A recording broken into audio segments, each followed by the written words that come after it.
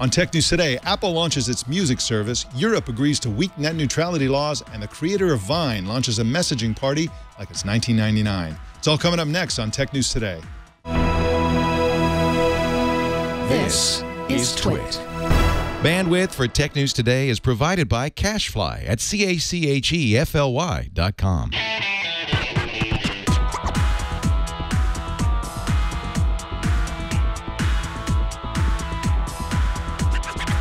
This is Tech News Today for Tuesday, June 30th, 2015.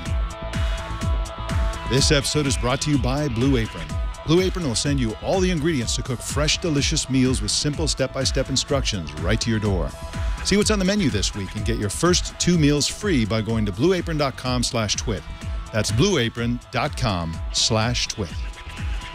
Tech News Today is a show where we talk about the tech news with the journalists who report it. My name is Mike Elgan. Welcome to the show. Our co-anchor today is After Nine's content czar, Joe Panettieri. Hey, Joe, how you doing? I'm doing great, Mike. How's your week going so far? It's going great. Just living off the fat of the land over here.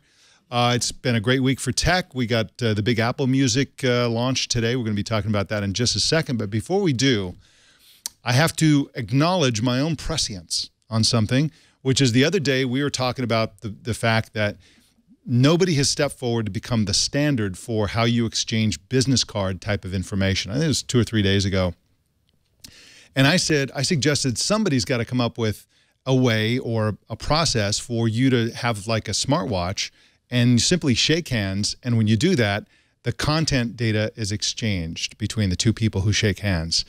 And today, there are reports that Apple has, in fact, been granted a patent for exactly that. Not only will their patent exchange the data with a handshake, they also specify with a high five, so it's like up high, and then you like exchange data through any sort of physical contact. And it's kind of a weird patent. I doubt that Apple will ever put it in anything. They vaguely talk about some sort of wearable device, which clearly is probably the Apple Watch. But what a coincidence! That, I don't know, Mike. I think they will do it, and I think they owe you a bit of money on each transaction that happens. All right, you can represent me in court when I sue Apple, and yeah, we can look forward to that. So anyway, what a weird world that is. The world of sending data through your physical body. Very strange. But it's coming. All right, well, why don't we jump into our top story? Apple launched its Apple Music streaming service about an hour ago. Nathan Olivarez-Giles writes for the Wall Street Journal and joins us now to talk about it. Hey, Nathan, how you doing? Pretty good. How you doing? I'm doing great, thank you. Yeah, I tried to download it, and I had a few hiccups, but hopefully most people won't have any problems with it. The main Apple Music streaming service gives you songs on demand and 50 human-curated channels. It sounds to me, and again, I haven't tried it yet, but it sounds to me like that part of it sounds like a pretty typical service. How is this different from Spotify, RDO, Tidal, Google Play Music, and other streaming services? Well, really the major difference is the fact that Apple is trying to pull everything together and create one service that will compete with everybody, essentially.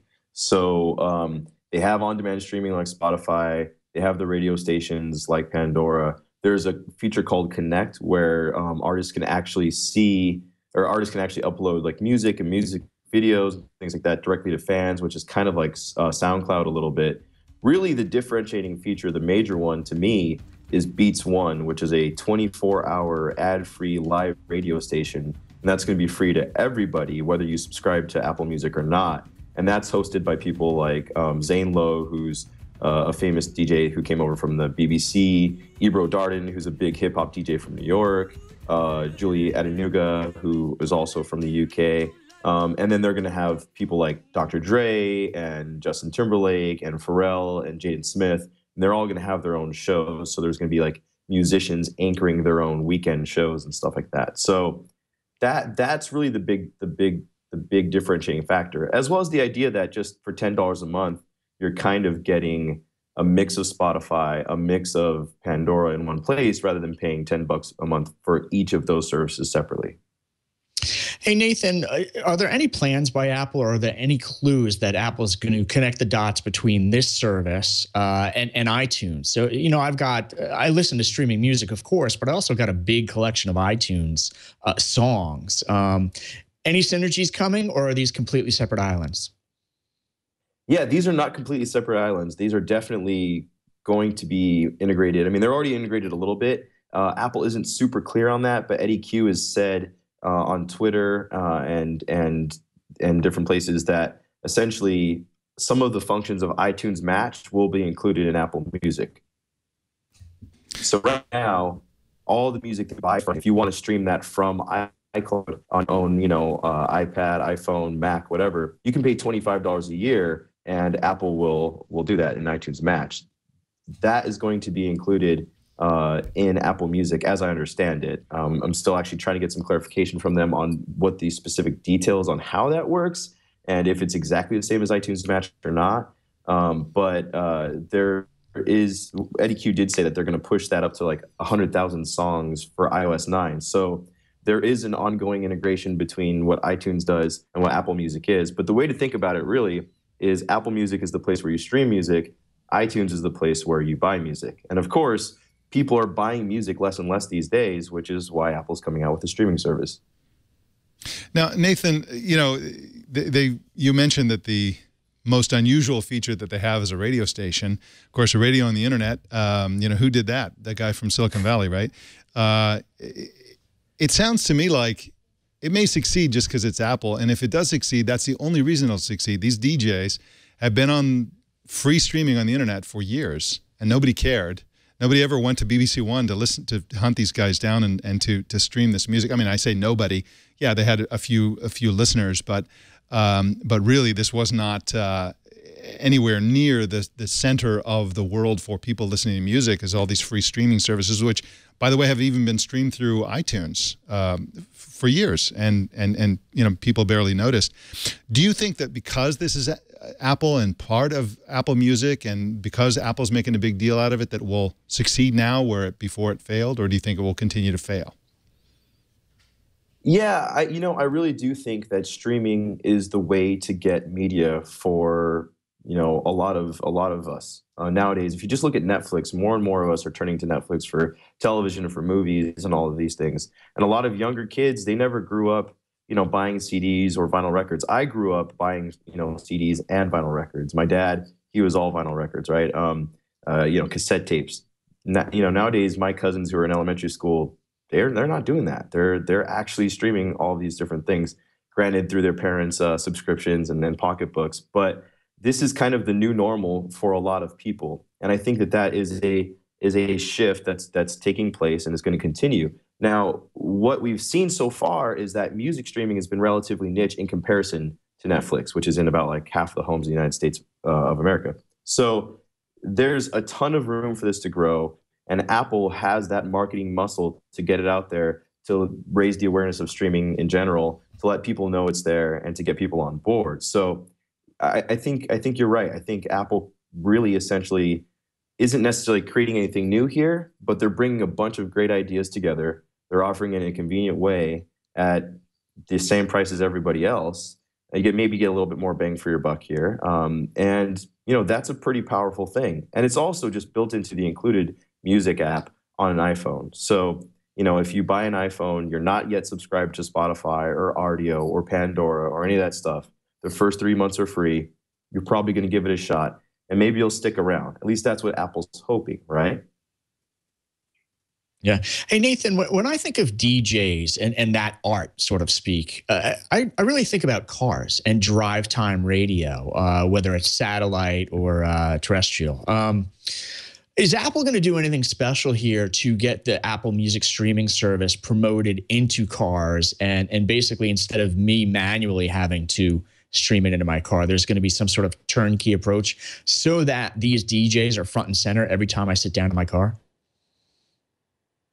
You know what? I'm not aware of anything like that, but they do have their CarPlay, dashboard system coming up pretty soon. So that would make sense. I don't know, if they're going to do anything to promote it especially different, but it will be built into the music app. So you tap into the music app, and that's what you'll see.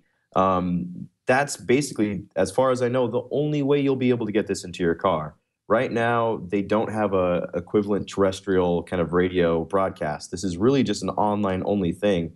And so far, I've been listening to Beats One this morning. It sounds really great. Zane Lowe's show is pretty good so far. heard some new stuff. But it's actually kind of one of my biggest love-hate things with Beats Music, and I mean with Apple Music so far. It's a 24-hour live radio channel, and a lot of people are listening on demand. I listen to music on my commute into work and my commute home, but you know what? Maybe I want to listen to Zane's show and I can't listen to it, in the morning. Maybe I have to work.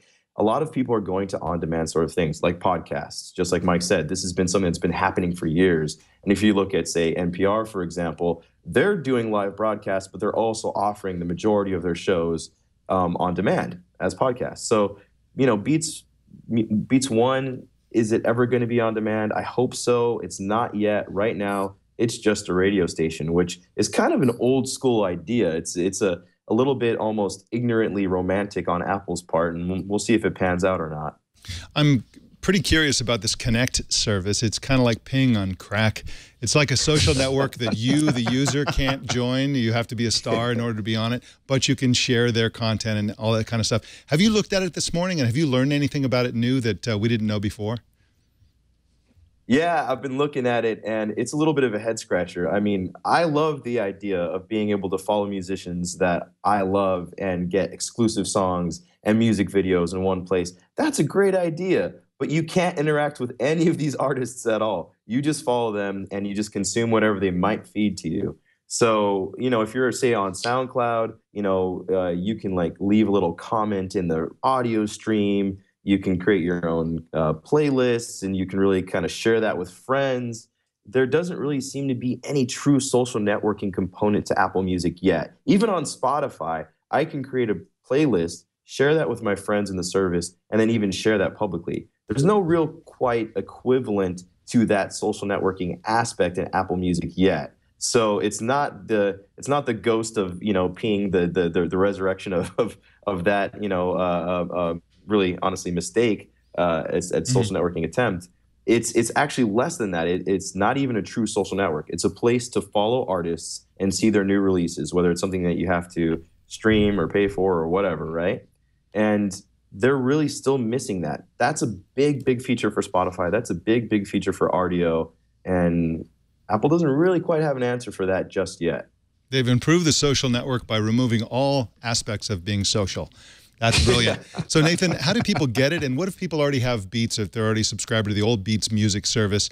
What advice do you have for people who want to try this out?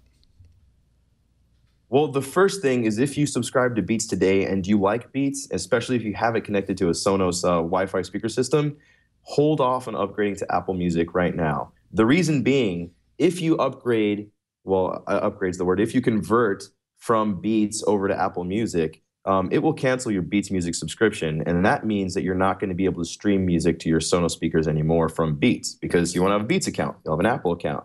Apple and Sonos are working together to get Apple Music streaming to Sonos speakers sometime before the end of the year. I really hope it happens a lot sooner, as a guy who loves Sonos speakers myself. But that's kind of the deal. If you have a Beats account right now, it's going to be converted over to an Apple Music account. If you sign up for Apple Music, you'll still get the first 3 months free, but then after that, it'll be the same $10 a month, right? If you want Apple Music, right now you can only get it on iPhones, iPads, and Macs. On Macs and PCs. On Macs and PCs, it's through iTunes. There's going to be a software update to iTunes 12.2. You just go up into File, Software Update, and then it'll present you with the opportunity to download the latest version. If you want it on your iPhone or iPad, you actually have to go into the Settings app, and then you click General and Software Update, and then you'll see the download prompts from there. Now, since everyone today is going to be downloading the latest version of iOS, it might take some time. You're going to want to plug your iPhone or iPad in. You're going to, want to wait a while. It might be something that's good to do during your lunch break or whatever. But, it's there. I updated to the latest iOS this morning, and I've been using it. And it didn't take me that long, maybe about 20 minutes, which is actually pretty good. I mean, in the past, it's taken as long as an hour to upgrade to iOS, the latest version. So, it's pretty standard stuff. All right. Well, Nathan Olivarez-Giles is at WSJ.com and on Twitter at NateOG. Thank you so much for joining us today, Nathan. Thanks for having me on. All right. Got more news for you coming right up. But first, let's talk about good food from Blue Apron, our sponsor today. Blue Apron is an awesome company, and the reason is that they make it super, super easy for you to make delicious meals. The way they do that is once a week, they will send you a box. It just comes right to your house. And inside that box is a refrigerated food, all the ingredients you need to make your own food. It's not pre-prepared meals. You make the food yourself. Do it fresh with their fresh ingredients. And this ends up costing you less than $10 per meal. And I'm telling you that every single meal is far better than you're going to find in a restaurant, far healthier, and with really good locally sourced, seasonal, fresh ingredients with perfectly proportioned. One of the things, you know, there's this thing that some people do where they get baskets of produce, and almost everybody who gets these subscription produce services says it's way too much of the wrong kind of produce, and they end up having a bunch of kale that they're not going to use or whatever. With Blue Apron, you get exactly what you need to make these meals, so there's no waste. Each meal is between 500 and 700 calories per serving per person, and it's easy. It's really fun. It's really delicious. It's really healthy. There is no downside to Blue Apron. It's just a fantastic way to have super, super good food at the dinner table that you made yourself. You also learn a lot about how to cook. Once you've made a meal, you keep the recipes and instructions. If you can find the ingredients in your local stores, you can go and then make those things again. And Blue Apron will not send you the same meal twice in the same year, so there's tons of variety. Blue Apron is a better way to cook. You can check out this week's menu and get your first 2 meals free by going to blueapron.com/twit. That's right, 2 meals free just for going to blueapron.com/twit, and we thank Blue Apron for their support of Tech News Today. After 2 years of bickering, the European Union today agreed to a new telecoms law. Highlights include a provision that will ban roaming charges within Europe starting in 2 years, and also a new net neutrality law that goes into effect in April and allows for exceptions that will make the European net less neutral than it could be. Zoya Sheftalovich is a tech reporter for Politico and joins us now. Hey, Zoya, how you doing? Hey, Mike, I'm doing well, despite the fact that the negotiations finished at about 2:15 overnight, and I was up until then. I don't understand. It took them 2 years to get to that point. Why stay up late? Might as well go to bed early and finish in the morning. So why did they ban roaming charges, and how will the new roaming system work? So essentially what they've done is they've introduced a ban that's going to start in June 2017. In the meantime, there's going to be a transitional period from April 2016 until when the ban comes in, when roaming charges are going to be minimal. They're going to be around about 5 cents for a minute, 5 cents for a text, and 5 cents over the top of your regular plan for a megabyte as well. So the reason they've done it is because the EU is huge. There are 28 member states. Some of them are tiny, like Belgium, where I'm coming to you from, and Luxembourg. And so basically, when you go from one place to another, as a lot of people often do, they're racking up giant phone bills and they're getting bill shock, where they get their bill and they realize they've actually spent all this money that they didn't intend to spend just by checking their email when they're on business in Paris or on a holiday in Spain. Could you explain the non-roaming charges for us Americans here? Does that mean when I go to Europe, I'm not going to be hit with roaming, or is this exclusively for people who live in Europe and have European plans? It is unfortunately just for people who live in the 28 EU states who have plans that belong to one of those 28 states. So anyone who's visiting Europe from anywhere else, unfortunately, won't be able to benefit, because those agreements between those third-party countries and EU country telecom providers, they're done separately to the EU itself. Now let's talk about net neutrality. How did they fall short of true net neutrality? What is missing here? Look, there are different views on this one, and it's far be it for me to say what true net neutrality is and isn't. The net neutrality advocates do say that this is falling short. So what they're saying is that because something called zero rating is still allowed, that's not net neutrality. And what zero rating means is that if, for example, you are with a particular telecoms operator, they might offer you as an enticement free access, unlimited and unmetered, to Netflix. Or another operator might offer you unlimited access to Facebook and Twitter and other social media accounts. That's something that the telecoms operators use to compete with one another and to lure customers to their service. The net neutrality advocates say that what this does is actually keeps the caps that people get for their data downloads a month artificially low, because it means that people will, for example, people who love Netflix will just go with a telco who offers free Netflix, and they won't have any real competition within those telecoms markets. So that's really the main issue that people have with the net neutrality provisions. Another issue that people have is surrounding what kind of, so basically there's something called specialized services, which are things like e-health, for example. And under the current laws, the telecoms operators will be able to save or sequester bits of their network for things like e-health and connected cars, so that those services get instant internet. At the same time, other internet services won't be able to be generally affected. And that's really the wording that people have an issue with. Is generally a good word, or do we just need to say they can't affect other internet access at all? Hey, so what goes on from here, from this point forward? What happens to the bill? Does it have to be approved by any particular government? And if it has to be approved, is there any type of clue as to A, whether it'll be approved, and if so, when? Well, this is quite, nothing in the EU is easy. Nothing is just approved. So what we've got from overnight is an agreement in principle between the European Commission, the Council, and the European Parliament. Now they have to go to their respective corners, and particularly Parliament and Council will need to get the rest of the people who are involved to sign off on that deal, because it's a deal between representatives of those bodies. It's not the whole Parliament that's voted, and it's not the whole Council that's voted. What we're hearing is that there is probably going to be support. There will be some changes that might be made before this actually gets drafted into a final regulation. So basically, they've gone to their respective corners, they're discussing it with each other, they'll come back together. We think that somewhere around September is when Parliament will vote on the measures. Council will probably do it sooner. And then we'll actually get something that starts happening after September, when those member states actually get the laws coming through to them individually in all their different languages. Well, Zoya Sheftalovich is at politico.eu and on Twitter at Zoya Chef. Zoya, we had a little tiny hiccups with Skype. That's probably the net neutrality not working. I want to thank you so much for hopping on at the last minute and joining us today. It's a pleasure. Thanks, Mike. All right, thank you.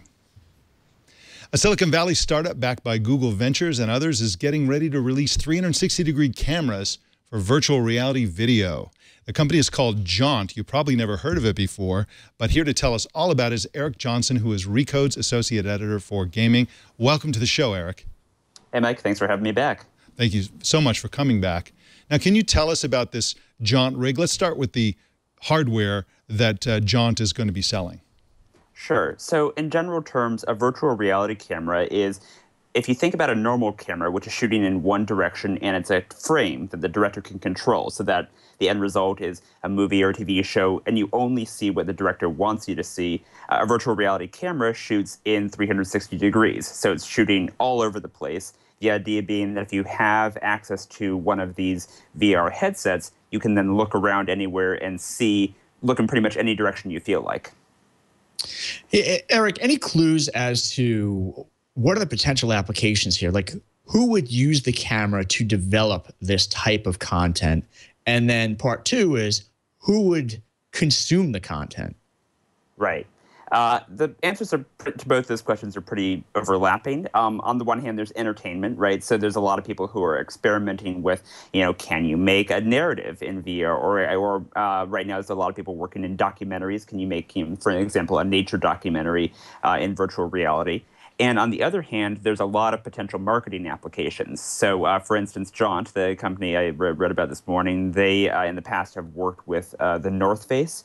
And so the idea being that maybe, you're thinking about buying, or you're at the mall, and, you're not really thinking about buying like a winter coat, but then you put on this headset, you watch this really awesome, 360-degree movie about people climbing mountains, and all of a sudden you have this strange desire to buy what they're wearing, So the idea being that maybe it can influence people in ways that, an old-fashioned, a billboard-type ad or a normal video ad couldn't do. Now, Google has its jump system, which they announced at Google I/O. And this, of course, is something that Google's on board with because they're one of the backers. What are some of the problems that Jaunt hopes to solve around VR that Google isn't solving already with Jump? And can you talk a little bit about the fact that Google is happy to both support Jaunt and also its own Jump system? Exactly. This is where the article came from originally. It was me just thinking, like, well, that's weird. It was something where basically with Jaunt's new camera that they announced today, which is codenamed Neo, they're making it really clear that they are just really going for the high-end virtual reality movie market. And obviously, it's still a very nascent thing, right? It's not like there's a gigantic market there yet. There's not very many people who have these headsets. But what they're trying to do is position themselves so that they're ready to, especially for things like the marketing applications or for the filmmakers who are doing, really expensive or elaborate stuff, that they have the camera that those people want. That's sort of the top of the line machine, and that's really the easiest to use. Whereas Google, what they're doing with Google Jump is really looking maybe more at the mass market implications, at the lower budget opportunities. So Google Jump, the camera that they announced at I/O, it's a partnership with GoPro, and it's basically just a thing that holds a bunch of off-the-shelf GoPro cameras in an array, just in a 360-degree array, and then their software, which is called Assembler. You can see there's the rig, and they have software that then, after the fact, stitches it together to make a cohesive image. So there's kind of the differences there, is where one might be a more casual experience, the other might be, well, for telling the story or for capturing a live music concert or for making an expensive marketing video. Hey, Eric, are there any clues on pricing here in terms of how much Jaunt will cost? Is this a consumer price thing, or is it really for professionals and larger media companies? I asked, and Jaunt is not saying anything about how much the camera costs. They're only giving it to their partners. They're not planning to put it on sale for consumers at all. Google is, in some fashion, going to be distributing its cameras more widely, but there's not yet a clear sense of price. Just the sheer number of GoPros involved there, I mean, that's several $1,000s. In the short term, Google and Jaunt are both going to be distributing their cameras to partners. So Jaunt to its clients that it works with, Google to some of the top YouTubers and other people who have reached out to it, people it works with on the video side. All right, well, Eric Johnson gets paid to play video games at recode.net, and you can follow him on Twitter at HeyHeyESJ. Thank you so much for joining us today, Eric. That's great. Thank you. All right. Microsoft and AOL have agreed to move Microsoft's display, mobile, and video ads to AOL. Microsoft will continue to sell search ads. The change affects 9 markets, including the United States, and Microsoft's 1,200 or so advertising staff will be given offers to join AOL. The deal also cements a 10-year agreement for AOL to use Microsoft's Bing search engine, which replaces Google, and AOL is, of course, recently acquired by Verizon for $4.4 billion. Joe Panettieri, it sounds like AOL is very serious about becoming an online advertising powerhouse. Yeah, very interesting in that AOL is relevant again, part one. And part two, if you rewind a little bit, you may recall that under Steve Ballmer, there was a point when Ballmer said ad systems and advertisers would be more important to Microsoft than software developers, which, really were Microsoft's bread and butter customers in the early days of the company and in the middle times of the company. So it's really interesting to see Microsoft's current CEO stripping away things that haven't worked. I think Microsoft had written down that ad system by about $6 billion. They acquired it, then wrote off a big loss on it. And now AOL is picking it up, and they're going to run wild with it, I would expect. Yeah, absolutely. And I think that I detect a larger strategy here. And I think the strategy is that with anybody who's in the online advertising business has to get into the contextual advertising business, which means you have to right. gather and harvest personal data from users. And Microsoft, I think, would like to be in a position to be able to hammer away at Facebook and Google especially Google, at their harvesting of personal data the way Apple does right now. And they're trying to, it's not super profitable for them anyway, so they might as well wash their hands of the whole business and then go after Google for invading everybody's privacy the way Apple does. So it's going to be, my prediction is going to be both Apple and Microsoft going after that line increasingly as we go forward into the world of contextual advertising. Well, in product update news, Microsoft released a new Windows 10 preview for PCs yesterday. The new build introduces the browser, codenamed Spartan, as the Microsoft Edge browser. The OS has enhancements to the user interface, the Cortana virtual assistant, the Photos app, and much more. To the best of our knowledge, Microsoft is still on track to ship Windows 10 on July 29th. What do you think of this Edge browser, formerly codenamed Spartan, Joe Panettieri? Do you think this is going to enable Microsoft to move beyond the bad reputation they got from Internet Explorer? I think the key there, Mike, is they're going to have to make sure that they've got a really strong cross-platform browser story. Because if they just lock it to Windows 10 and evangelize it with Windows 10, users there's so many of us out there now that are not going to be on Windows 10 when it comes out, at least for the first few months or maybe even the first year, give or take. So as long as they make sure that they've got a great cross-platform browser story, I think they're in the game. If they really make this about, hey, you got to use Windows 10 to get the best browser experience, then I think they have some issues. Yeah, I think you're absolutely right about that. Well, in mergers and acquisitions news, Cisco intends to buy the cloud security company OpenDNS for $635 million. Cisco had been an investor in the company. OpenDNS turned Cisco into a software-as-a-service provider around security and on any device, too. Joe Panettieri, are you familiar with OpenDNS and exactly what they do? I am actually. When they were founded and when they received their first investments, I had actually interviewed their executive team. And what's really interesting here, Mike, is a lot of the SaaS and cloud world, the customer is usually the end user. You know, it's the corporate IT executive who is consuming this stuff. In OpenDNS's case, they've built this great ecosystem of companies that work with them to put their technology in front of end customers. So I think this is a great move by Cisco. Oh, good. It sounded like one to me, and it sounds like something that everybody's got to be really good with as a security element in the new world of cloud computing. Well, in news you can lose, one of the creators of Vine is building a free-form mobile social app called Byte, of all things. The idea is to recreate the free-form creative tools and also the trashy, fluorescent, and random aesthetic of the late 1990s. It's kind of hard to explain, so let's take a look at their wacky video. All right, so we're seeing lots of fluorescent colors and a message typed in. It's kind of like layout tools, Joe Panettieri, where you're basically going to be sending a message like a messaging app type thing, but you do some basic, and in this case, very cheesy layout. Yeah, and the music almost sounds like it's care of a John Hughes movie from the 80s. So we've got a 90s look with an 80s beat going on, which is pretty nice. Yeah. All right, so the demo here is they've added some text. Now they're adding a live, I guess that's an animated GIF. So you can cobble together different elements. The idea is that you cobble together words and videos and pictures and other elements, and then you send it off as a message to whoever you want, just like any other messaging service. You can send it through Twitter or whatever.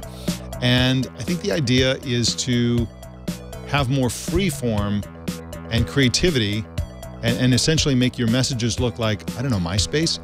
I don't know. I really don't. I don't know who has time for this. That's the thing. But I'm always amazed by people finding more time to do a lot of nothing with their mobile devices. So what do I know? I'm sure that when this person and his co-founders suggested Vine, we're going to come out with a video service that only lasts a few seconds and that's all you can do with it. I'm sure people went, why would anybody want that limitation? It turns out Twitter would want it because they acquired the company. So yeah, there it is. You saw it here first. It entered private beta yesterday and should become available for all iOS users in July, with an Android version coming later in the year. We got an email from Sam Abwel-Samid about our coverage Friday of the reports that two self-driving cars nearly crashed into each other in Silicon Valley. Those reports turned out to not be true, and that was really the story that we were reporting. But Sam said the company, I pronounced it Delphi, and he said, no, it's pronounced Delphi, which is, I appreciate the correction in pronunciation. I actually lived in Greece for a long time, and everybody there calls the archaeological site Delphi, and I think I just got it used to saying it like that. Second, he said, I mentioned that the company is headquartered in the UK, and he wrote, quote, while the business is based in the UK for tax reasons, the engineering headquarters are in Troy, Michigan. And like other automakers and suppliers, they have an outpost in Silicon Valley where they can test autonomous vehicles without the vagaries of weather.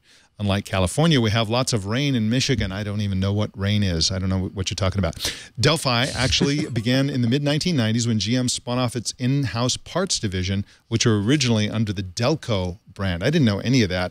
So, Sam, I want to thank you for those corrections, and I'll try to say it right from now on.